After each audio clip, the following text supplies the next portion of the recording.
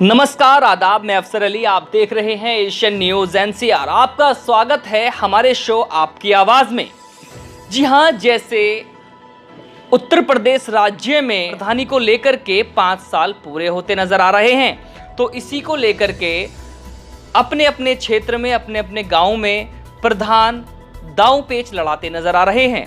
इसी दांव पेच को लेकर के आज हमारे साथ बने हुए हैं गाजियाबाद के ग्राम ढबारसी से हसन चौधरी, जो अपने गांव से प्रधानी पद के उम्मीदवार हैं और इलेक्शन लड़ रहे हैं। आज हम उनसे सवाल करेंगे और पूछेंगे आखिरकार गांव ढबारसी से प्रधानी पद के उम्मीदवार क्यों हैं और इलेक्शन क्यों लड़ना चाहते हैं। जी, आपका स्वागत है हमारे शो आपकी आवाज़ एशियन न्यूज़ एनसीआर में।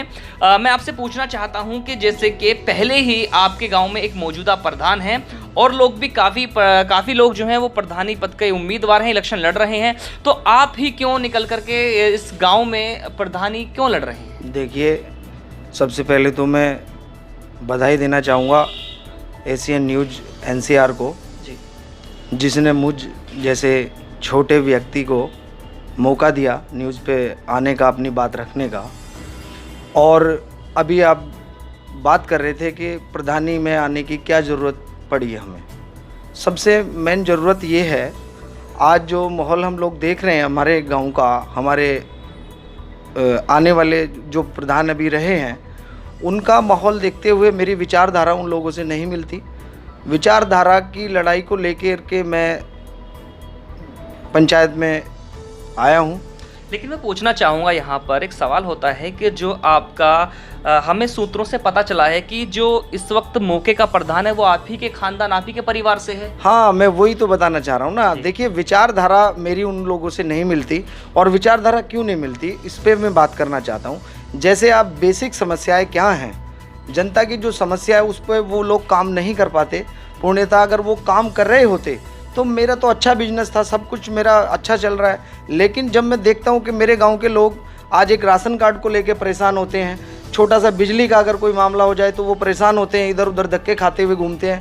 तो मैं उनकी पीड़ा को देखते हुए, उनकी परेशानियों को देखते हुए, आज बिजली एक बहुत बड़ा मुद्दा बन गया है, पानी एक बहुत बड़ा मुद्दा बन गया है, जिसकी पंचायत में कोई भी सुध लेने को तैयार नहीं है। जैसे अभी दिसंबर में आप देखेंगे पानी का भी एक बिल आने जा रहा है, बिजली का आजकल आप देख ही रहे हो क्या हालत बिजली की हो गई है। तो गांव की बेसिक समस्याएं, हमारी माताएं हैं, उनकी पेंशन का बहुत बड़ा मुद्दा है। बिजली का सोलर पैनल का जो सरकार बार बार कह रही है कि सोलर पैनल अगर गाँवों में लग जाए तो वो एक बहुत बड़ा मुद्दा है। इन सारे मुद्दों को लेकर के मैं चुनाव में हूँ, और अगर मुझे गाँव से प्यार मिला, और मेरी अपील मैंने गाँववासियों से की है कि ग्रामवासियों से मैंने अपील ये की है कि मैं जिस विचारधारा में मैं यहाँ आपसे पूछना चाहूँगा कि जब इतने सारे कैंडिडेट जो है आपके ग्राम ढबारसी से जो हैं खड़े हुए हैं इलेक्शन के में जो अपनी दावेदारी ठोके हुए हैं, तो फिर जनता आपको क्यों चुने, ये एक सवाल होता है। देखिए, यही तो समझना है, जनता हर उस व्यक्ति को देखे, और जैसे पहले चुनाव होता आया है, अभी मेरे यहाँ ग्राम पंचायत में अगर आप देखेंगे तो पूंजीवाद, खानदानवाद, धनवानवाद, ये बहुत सारी कहानी चलती आ रही हैं। इसी को मैं ख़त्म करके राजनीति जनता के बीच में लाना चाहता हूँ, जहाँ पर कार्य योजना बनने से लेकर के कार्य योजना के जो काम होंगे उनको जनता के सामने रखा जाए, जनता उनको देखे कि क्या कार्य योजना बनी थी, कितना पैसा पंचायत को मिला, कहाँ पर वो पैसा खर्च हुआ। इसकी पंचायत को बैठ कर के पूरा गांव उसको लगाएगा गांव में कि कहाँ क्या होना है। 21वीं सदी में मैं आपको बता रहा हूँ, मतलब मैं तो आपको बार बार बधाई इसलिए देना चाहता हूँ आपके चैनल को और आपको, अफसर भाई। अगर आप मेरे गांव में जाएंगे, आज हम 21वीं सदी में, और गाजियाबाद जैसे ज़िला में, मतलब मेरा मोहद्दीनपुर गांव रजापुर ब्लॉक में पड़ता है, एक छोटा सा गांव है। आज भी उस गांव के खड़ंजे, नालियां, सड़कें सब आप जाके देखें। अभी 6 महीने पहले एक पीडब्ल्यूडी ने एक सड़क बनाई है, जिस सड़क की 6 महीने में इतनी जर्जर हालत हो गई है कि आप उस सड़क पे चलना दुश्वार हो गया है जनता का।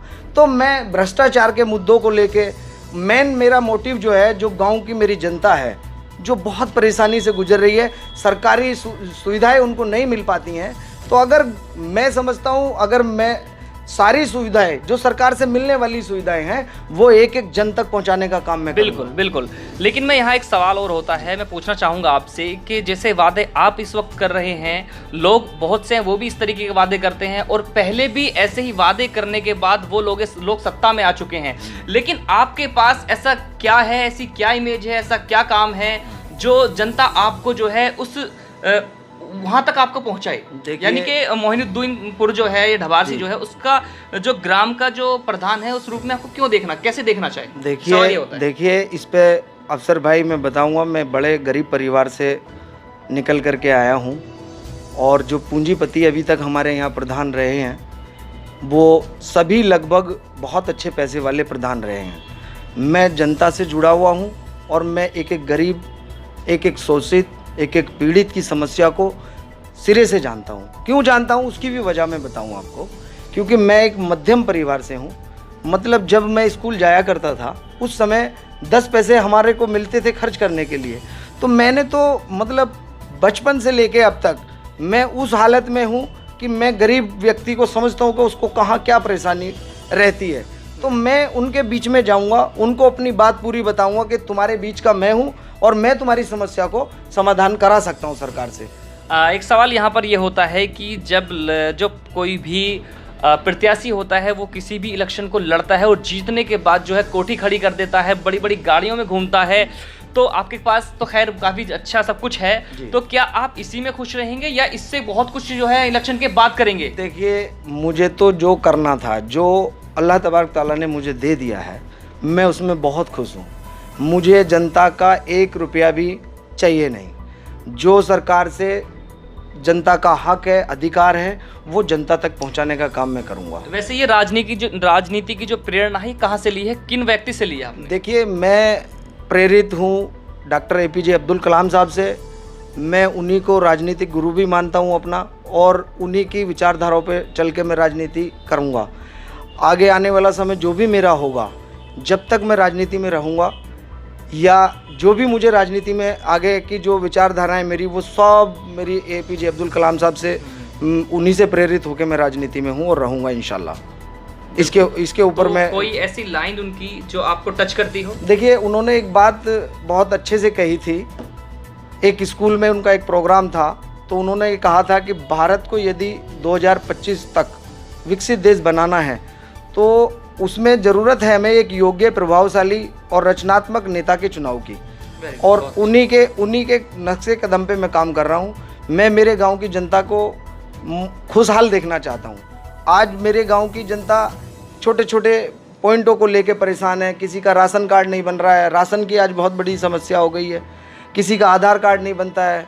तो ये सारी समस्याएं हैं जो सरकारी अधिकार उनके हैं अभी, जिसे हम अच्छा, मैं आपसे यहाँ पूछना चाहूँगा, जैसे कि प्रत्याशी होते हैं लगातार वो यही बातें करते हैं कि हम विकास कराएंगे, रास्ते बनवाएंगे और जो है आपका आधार कार्ड बनवाएंगे, और ये इस तरह की सब बातें करते हैं। लेकिन क्या आपने भी ये सोचा है कि लोगों को जागरूक किया जाए? देखिए मैं बातें कम करूँगा। मैं पहले से गाँव में अपील कर चुका हूँ लोगों को। मेरी गाँव की जनता मेरे लिए सर्वोपरि है। मेरे सभी बड़े हैं, बुजुर्ग हैं, मेरी माताएं हैं, मेरी बहनें हैं। मैं सभी से एक अपील कर रहा हूं कि आप कृपया करके एक तो पैसे को ना देखें, क्योंकि पैसा प्रत्याशी के लिए होता है। आपका उस पैसे से कुछ होने वाला नहीं है। आपको जो प्रत्याशी सरकारी सुविधाओं का लाभ पूर्णतः दिला दे, उस प्रत्याशी को आप चुनें। अच्छा, मैं आपसे एक सवाल और करता हूं कि जैसे ये सवाल आपके लिए नहीं है, ये सवाल जनता के लिए है। जैसे जनता जो है थोड़े बहुत जो है अनाज के लिए या चंद पैसों के लिए या चंद रुपयों के लिए जो है अपना ईमान बेच करके अपनी वोट बेच देती है, तो उन लोगों को आप क्या कहना चाहेंगे? मैंने सबसे पहले आपको यही कहा था कि सबसे पहले मेरी भोली भाली जो जनता है ये कभी किसी से पैसे नहीं लेती है। लेकिन ये जो नेता बिरादरी है, ये जो राजनीति बिरादरी है, ये क्या करती है, उनको बदनाम करने का काम करती है। पूरी राजनीति वो एक खराब राजनीति है। खराब मतलब एक ओछी राजनीति मैं कहूँगा इसको। कैसे ओछी होती है ये? अगर किसी की मदद के लिए किसी नेता ने 500 रुपये, 1000 रुपये उसको दे भी दिए, तो उसको वो काउंट करेगा कि भाई आपका वोट तो हमने खरीद लिया। जनता कभी बिकती नहीं है। जनता सोच समझकर मेरे यहाँ की वोट करेगी और इंशाअल्लाह ताला आप देखना कि आप बहुत अच्छी वोटों से हम लोग जीत के आ रहे हैं और इंशाअल्लाह तबारक तआला मैं गांव की निस्वार्थ सेवा करूंगा। जैसे कि हम लगातार हसन चौधरी ढवारसी से प्रधान पद के जो प्रत्याशी हैं उनको घेरते नजर आ रहे थे, उनका साफ कहना है कि वो इस इलेक्शन को जो है ईमानदारी और निष्पक्ष के साथ में जीत करके जनता के बीच में आकर के उनके वादों को पूरा करते हुए नजर आएंगे। नमस्कार, मैं अफसर अली, कैमरामैन अदनान के साथ।